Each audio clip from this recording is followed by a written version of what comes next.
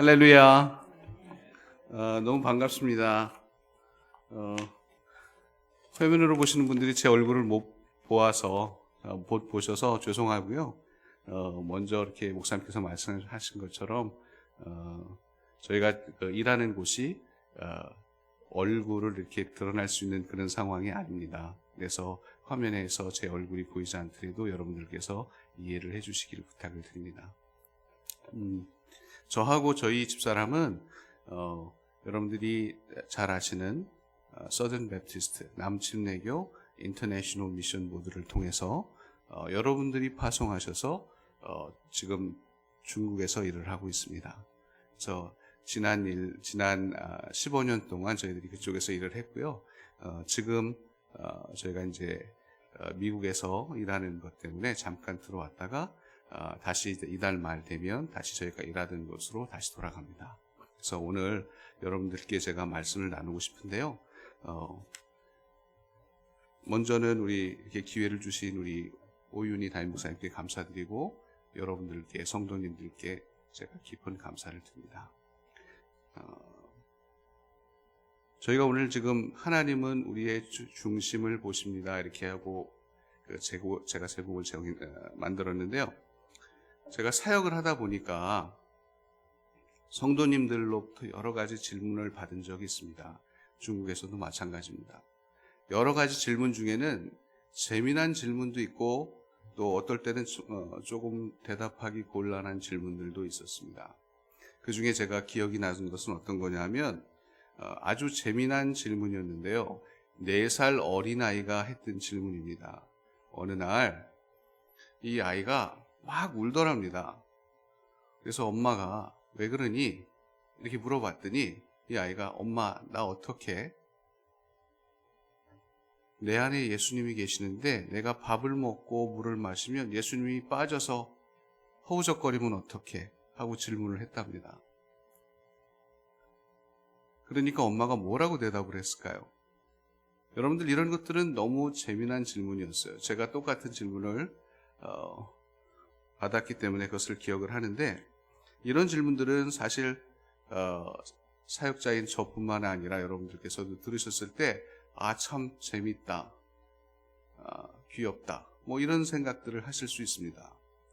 사역하다 보니까 이런 질문도 있는데 또 반대로 굉장히 어렵고 힘든 질문들이 있습니다.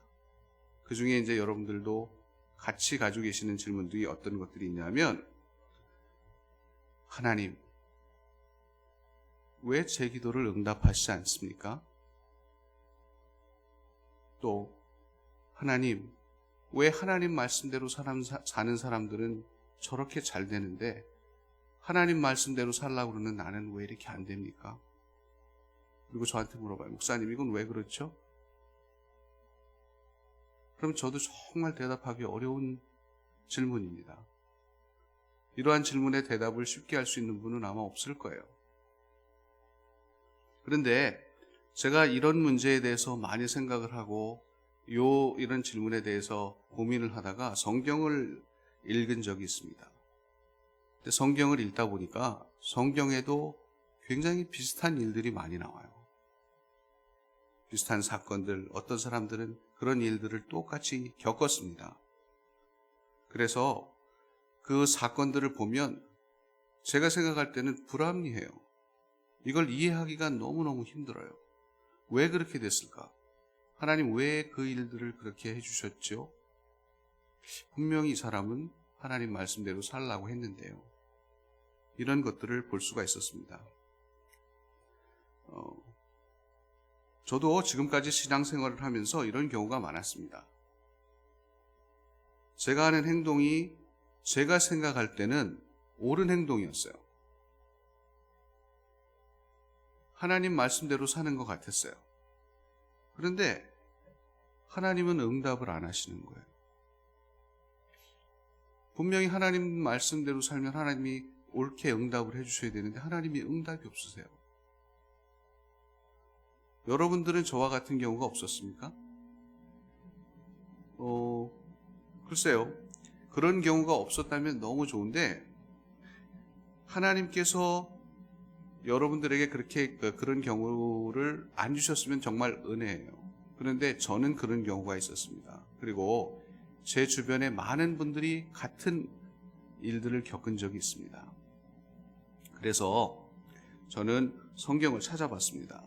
성경을 찾아봤더니 몇몇 그런 그 인물들이 저와 같은 일들을 겪은 적이 있었습니다. 또 여러분들과 같은 그러한 경험을 한 적이 있었습니다. 제일 첫 인물은 누구였냐면 가인입니다. 여러분들 가인 기억하시죠? 성경의 제일 첫 부분에 나오는 인물 중에 한 사람입니다. 가인과 아벨. 누가 더 좋은 사람이에요? 네, 여러분들 다 아시잖아요. 아벨이 좋은 사람이에요. 가인은 나쁜 형이었죠. 하나님께서, 여러분들 잘 아시지만 하나님께서 동생 아벨의 제사는 받아주셨어요. 그런데 가인의 제사는 안 받아주셨다고 나오거든요. 그런데 창세기 앞을 보면 정확히 왜 안 받아주셨는지에 대한 설명이 없어요. 우리 인간적인 생각으로 할 때는 생각을 해보면 제사를 드리는 것은 하나님께 제사를 드리는 것, 하나님께 예배를 드리는 것, 하나님께 희생 제물을 드리는 것은 좋은 일이죠. 분명히 좋은 일이에요. 우리가 이렇게 예배 드리고 함께 찬양하고 또 예배당에 같이 모이는 것은 좋은 거예요. 가인도 그때 시절의 모양으로 본다면 좋은 일을 했거든요. 그런데 하나님께서 안 받아주셨어요. 그래서 제가 찾아봤습니다. 하나님 왜 가인의 제사는 받아주시지 않았을까요? 왜 그러셨어요? 만약에 하나님께서 가인의 제사를 받아주셨으면 가인이 자기 동생을 죽이지 않았을 거 아닙니까? 하나님, 이거 좀 너무한 거 아닌가요? 그런데 제가 성경을 찾아보니까 창세기 4장 3절부터 7절까지 이렇게 시작을 합니다. 세월이 지난 후에 가인은 땅의 소산으로 제물을 삼아 여호와께 드렸고, 4절, 아벨은 자기도 양의 첫 새끼와 그 기름으로 드렸더니 여호와께서 아벨과 그 제물은 연락하셨으나 가인과 그 제물은 연락하지 아니하셨는지라. 좀 이상해요.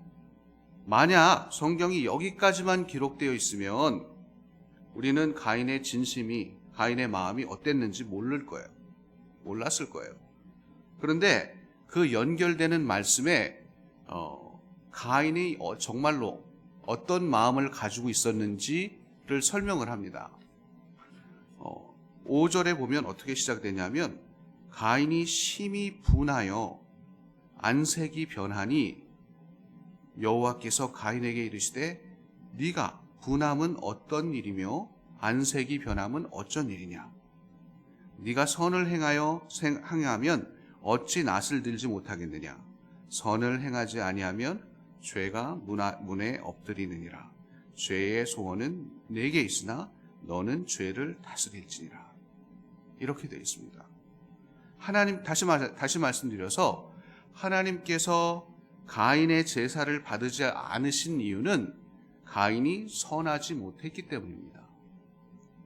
그래서 요한일서 3장 12절에는 이렇게 기록이 되어 있습니다.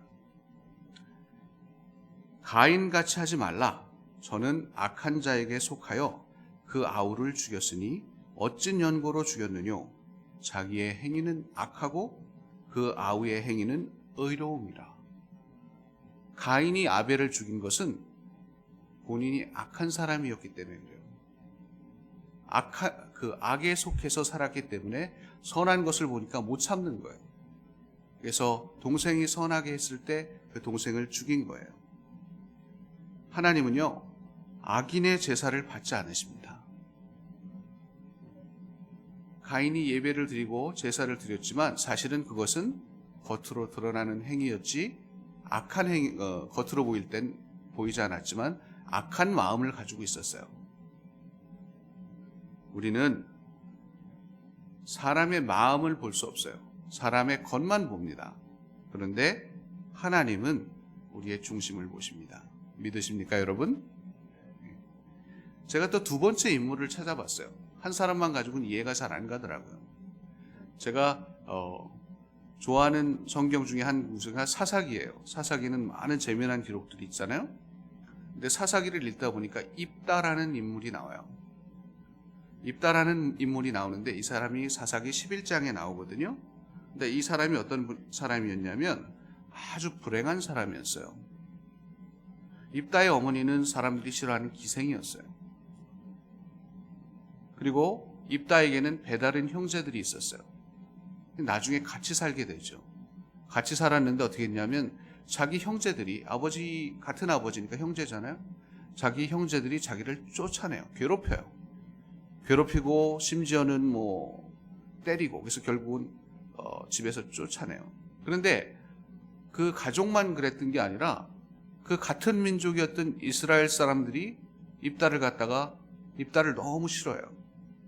그래서 입다가 어떻게 했냐면 요즘 말로 불량배들하고 어울리기 시작해요. 껄렁껄렁하게 다니는 거예요. 그래서 아마 모르긴 몰랐어도 지나가는 사람 돈도 뺏은 적이 있을 거고 때린 적도 있을 거고 아무튼 이런 불량배 같은 생활을 합니다. 여러분들 이 사람만 보면 나쁘다고 할 수 있겠죠. 근데 아무튼 그렇게 쫓아내서 쫓김을 받으니까 집에서 쫓아나니까 입다의 마음속에는 가족들에 대한 원망, 이스라엘 사람들에 대한 미움이 있었을 거예요. 아마 저라도 똑같은 상황이라면 그렇게 행동을 했을지 모릅니다. 그러니까 입다의 상황이 그랬어요. 그런데 어느 날 입다의 삶이 180도 틀려지는 그런 일들이 생겨요. 그게 뭐냐면 어느 날 이스라엘이 큰 문제가 생깁니다. 그 당시에 이스라엘 주변을 둘러싸고 있던 민족이 누구냐면 암몬이었어요. 이 암몬이 힘이 세니까 싸움을 잘하니까 이스라엘 민족을 힘들게 합니다. 이스라엘 사람들을 잡아가고 죽이고 돈을 뺏고 여러 가지 나쁜 일들을 했어요. 그래서 이스라엘 사람들은 너무 힘들었어요. 그런데 이길 수 있는 방법이 없는 거예요. 그런데 보니까 입다가 그런 능력이 있는 것 같아요. 그래서 이스라엘 장로들이 입다를 찾아갑니다. 찾아가서 도와달라고 얘기를 해요. 우리를 좀 도와달라. 그러니까 입다가 어떤 얘기를 하냐면 가만히 생각을 해보세요. 자기가 여지까지 당했잖아요. 그러니까 그냥 가긴 억울한 거예요. 그래서 입다가 뭐라고 얘기하냐면 내가 만약에 이스라엘을 도우면 당신들을 도우면 당신들을 나를 장관으로 삼겠습니까? 그렇게 해줄 거예요? 무슨 말이냐면 내가 이겨주면 당신들 최고 우두머리로 자기를 갖다가 만들어주겠냐 하는 거예요. 여러분들 높은 직위에 오르는 것이 잘못된 겁니까? 아니에요. 높은 직위에 오르는 것은 좋은 일이에요. 또 그 일을 통해 하나님의 일을 할 수가 있잖아요. 그런데 그 문제는 그 과정이죠. 어떤 사람들은 그 높은 직위에 올라가기 위해서 옳지 못한 일들을 해요. 근데 아마 입다가 그런 것 같아요. 입다의 마음속에는 자기를 갖다가 배척하고 자기한테 나쁘게 했던 가족들, 자기 형제들, 그리고 이스라엘 사람들한테 복수하고 싶은 마음이 있었어요. 보란 듯이 복수해가지고 성공해서 복수하고 싶었던 거예요. 그리고 그걸로 끝나는 것이 아니라 이스라엘 장로들하고 거래를 합니다. 어떤 거래냐 하면 당신들의 우두머리가 내가 싸움에서 이기면 당신들의 우두머리가 돼도 좋습니까? 그렇게 해줄래요? 라는 거래를 합니다. 그리고 그 거래는 성공을 하죠. 이스라엘 입장에서는 지금 당장 방법이 없어요. 그래서 오케이 했어요.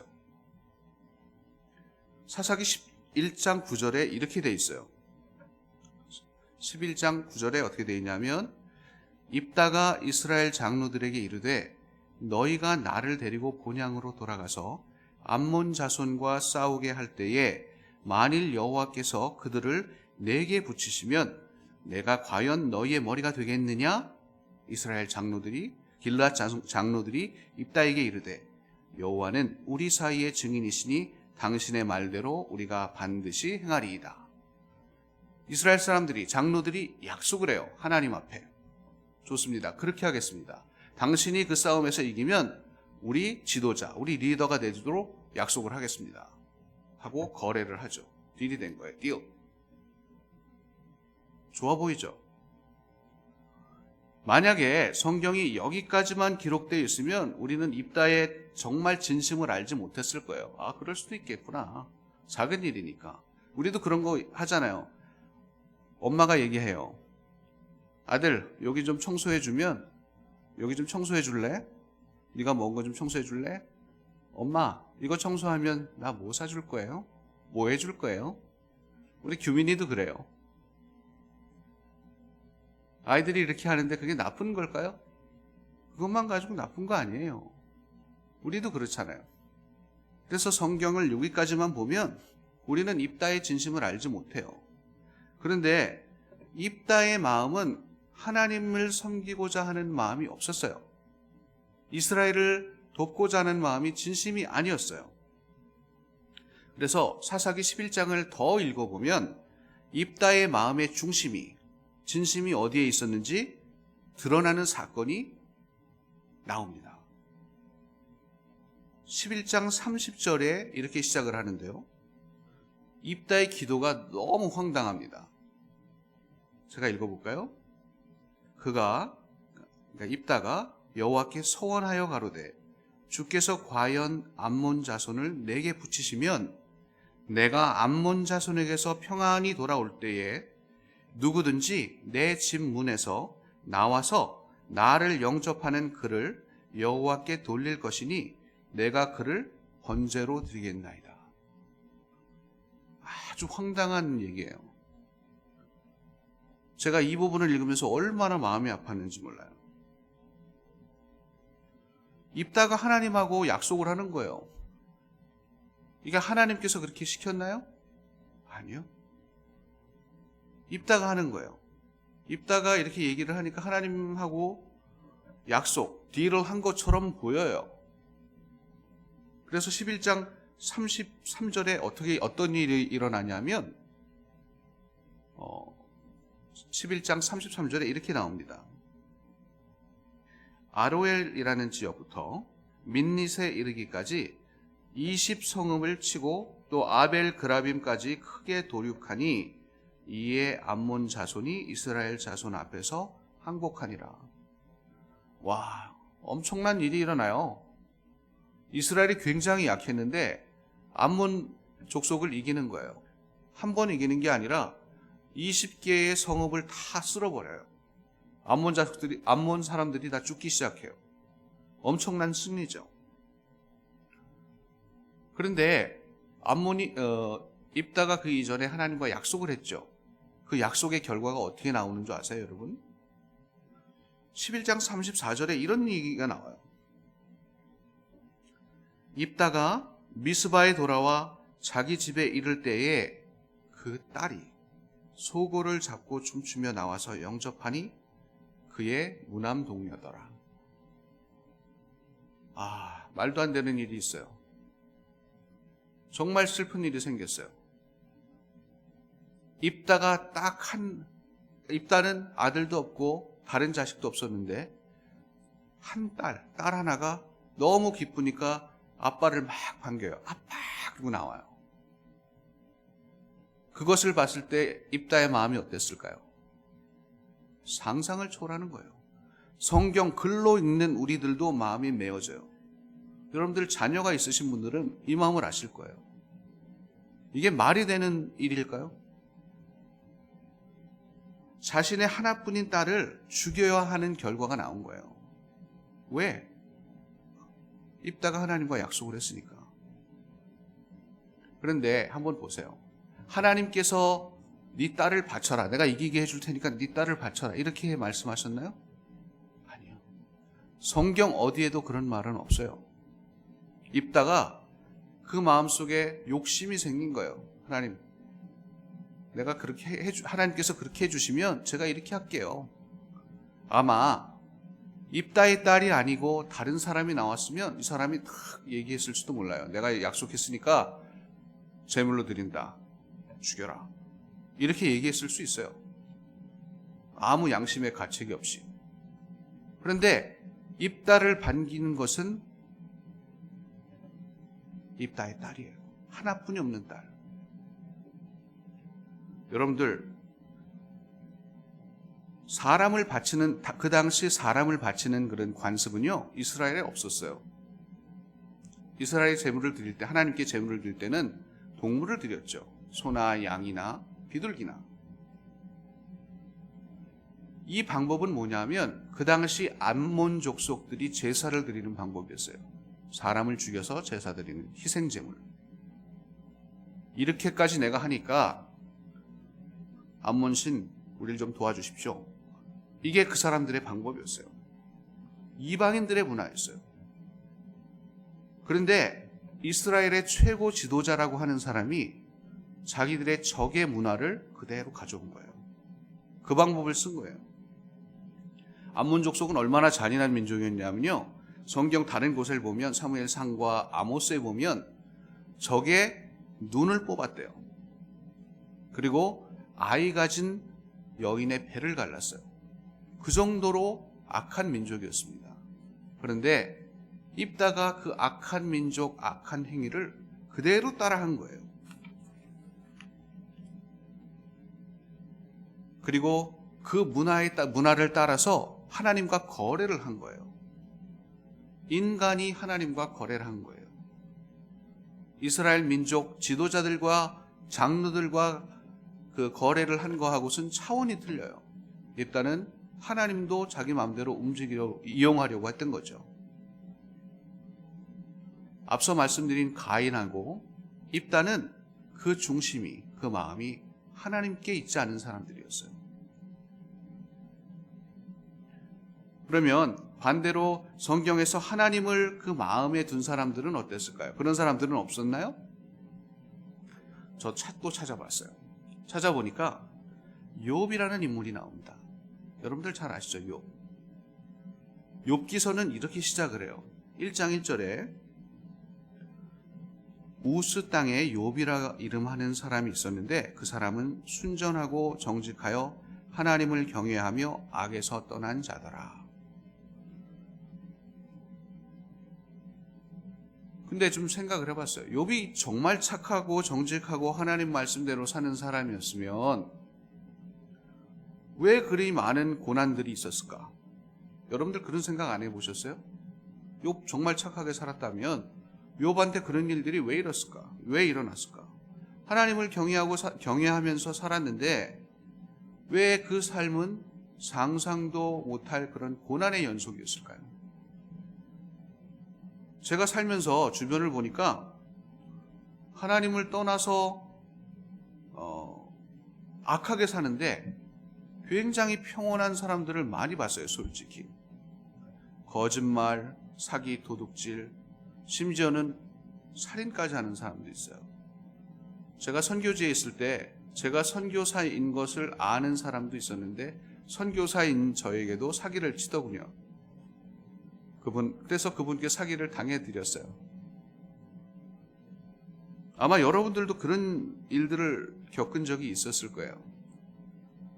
근데 보면은 그 사람들은 돈도 있고 지위도 높아요. 또 명예도 있어요. 보니까 평온한 그런 단계가 넘어서 아주 행복해 보여요. 여러분들은 그런 사람들을 본 적 없으신가요? 저는 꽤 많이 봤어요. 솔직히 공평해 보이지 않죠? 여러분들 보시기에 공평해 보이나요? 저는 아니더라고요. 하나님 안 공평합니다. 아이들이 자라면서 제일 많이 쓰는 말이 뭐예요, 여러분들? Unfair.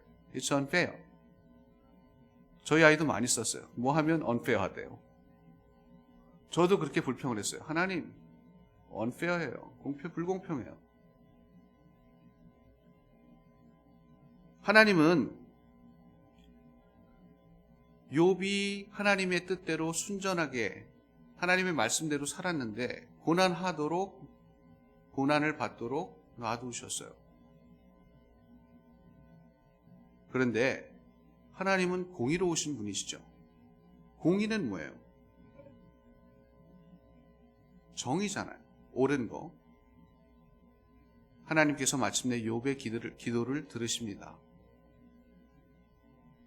우리 모두는 결과를 알아요. 욥이 어떻게 축복을 받았는지.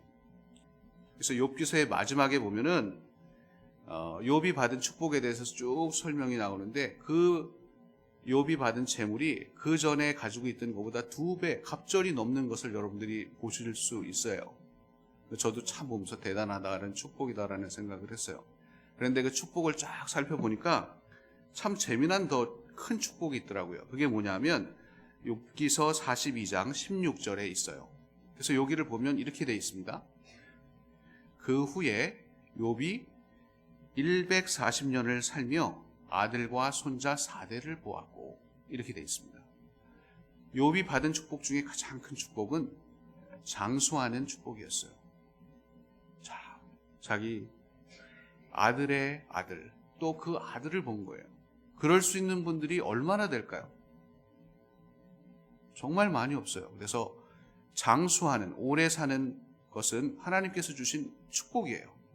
욥은 이런 축복을 받았어요.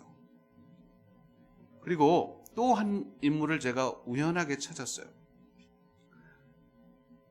이분의 이름은 안나예요. 여러분들 안나라고 기억하세요? 누가복음에는 안나에 대해서 이렇게 기록되어 있어요.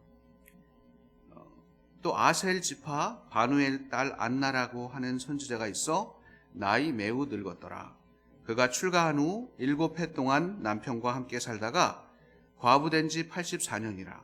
이 사람이 성전을 떠나지 아니하고 주야에 금식하며 기도함으로 섬기더니 마침 이때에 나와서 하나님께 감사하고 예루살렘의 구속됨을 바라는 모든 사람에게 이 아이에 대하여 말하니라. 여기서 이 아이는 예수님이에요. 아기 예수님. 재미난 사실 하나 한번 얘기를 해볼까요? 좀 전에 우리가 이 말씀을 읽었죠. 재미난 건 안나의 나이예요. 그 당시에 보통 이스라엘 여자들은 15살, 14살, 15살에 결혼을 해요. 그러니까 우리 성경에는 한글 성경인 여기는 매우 늙었더라 이렇게 나와 있는데 영어 성경 보면 great age라고 되어 있거든요. 이렇게 번역이 됐어요. 그러니까 안나가 14살, 14살, 15살 때 결혼을 했다고 가정을 하고 7년간 남편과 살고 85년 동안 과부로 살았다. 이렇게 돼 있으면 우리가 14 더하기 7 더하기 85 이렇게 대충 해보면 안나의 나이가 105살, 106살 정도 됩니다. 106세 정도 되신 거예요. 대단한 거죠. 사실 안나 선지자 정도 되는 연세가 되면 걸어다니시기도 힘들고 다른 것 안 하고 그냥 손주들 재롱만 보시면서 하루 종일 집에 계시는 것도 힘든 나이예요. 솔직히 그렇죠? 그런데 안나는 그렇지 않았어요. 선지자 안나는 어땠냐면 성전을 여기 보면 성전을 떠나지 않았다고 얘기를 해요. 그리고 밤낮으로 금식하면서 기도했어요. 하나님께서 어떻게 축복을 하셨어요? 예수님을 만나는 그런 복을 주신 거예요. 안나의 삶은 하나님과 동행하는 삶이었어요. 성경에 많은 사람들이 나오는데 그리고 또 복을 받은 사람들에 대해서 얘기가 나와요. 그런데 정말 예수님을 만나는 그런 복을 받은 사람은 사실 몇 분 안 돼요. 그런데 안나는 예수님을 직접 만나는 복을 받습니다.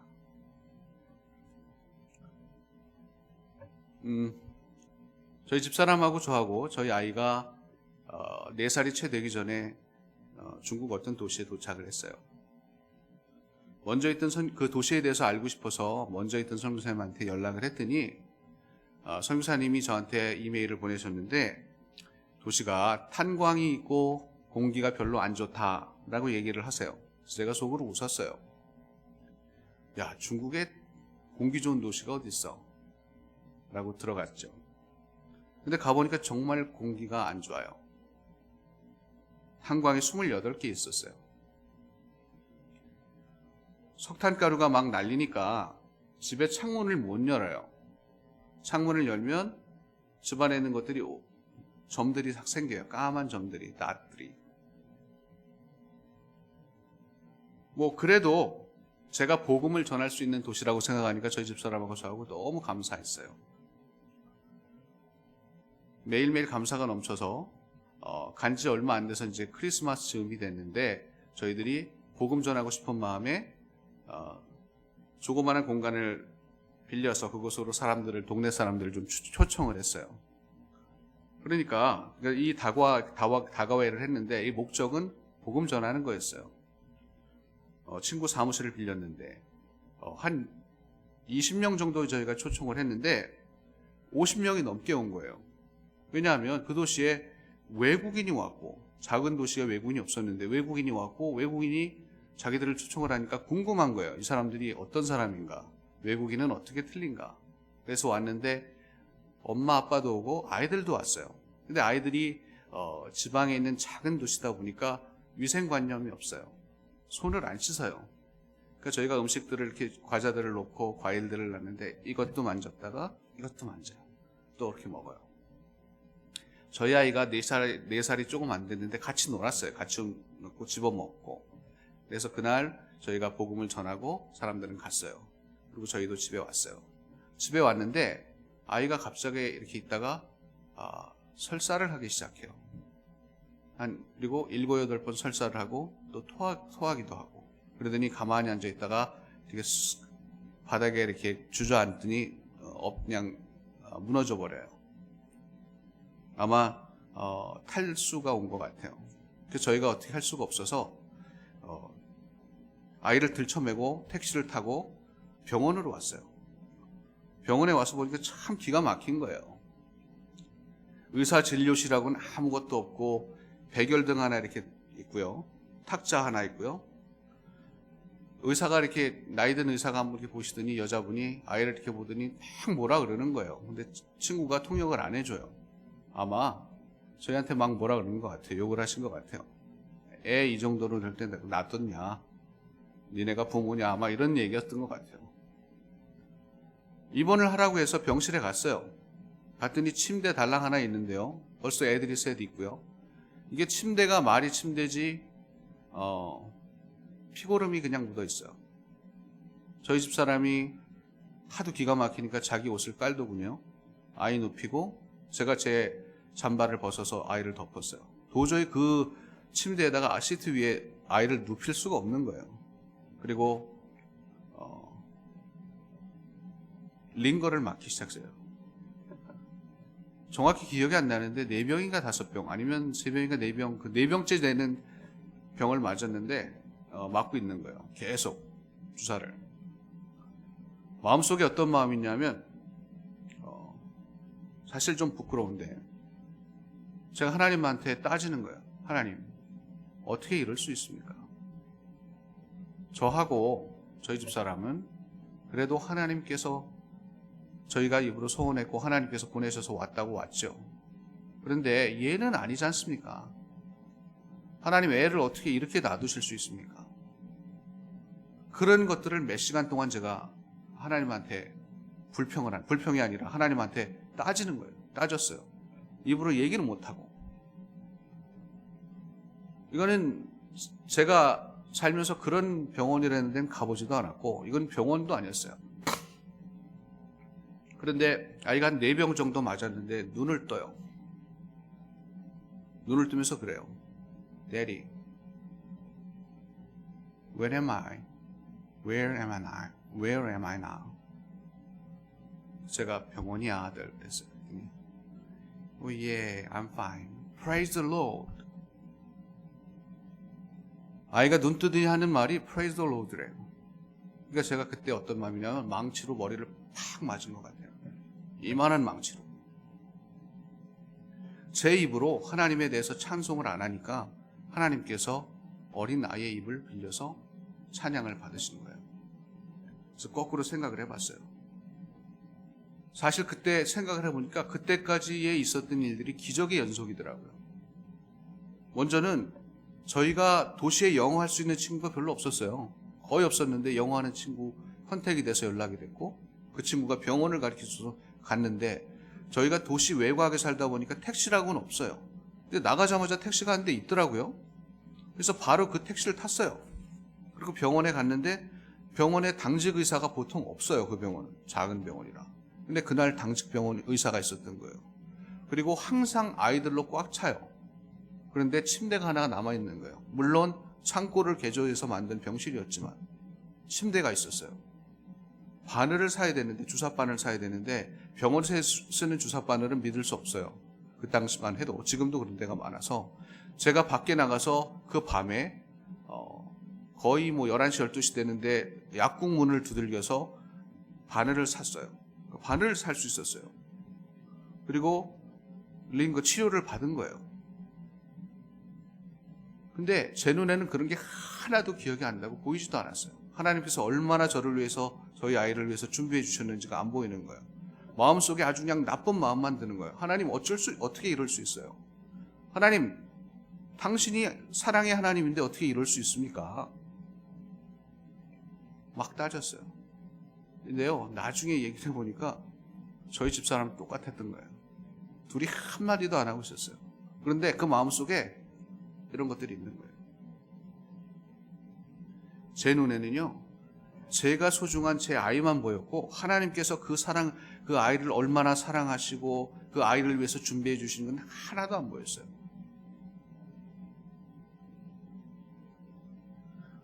여러분들, 앞서 여러 가지 몇몇 우리 성경의 인물들에서 우리가 제가 말씀드렸잖아요. 나눴잖아요.